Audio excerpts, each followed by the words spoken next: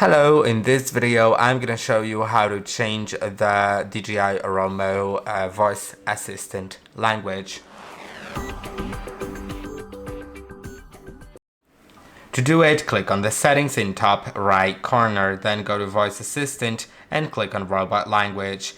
As for now, I can see there's only four languages: English, Chinese, Korean, and German.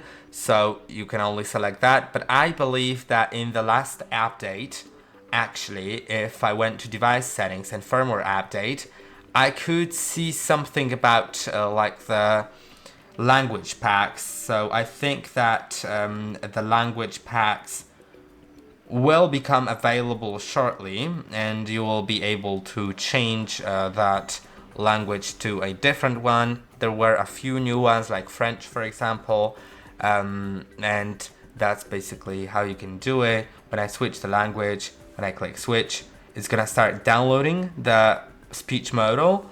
Then I can click on done, and as you can see, it starts working in this language.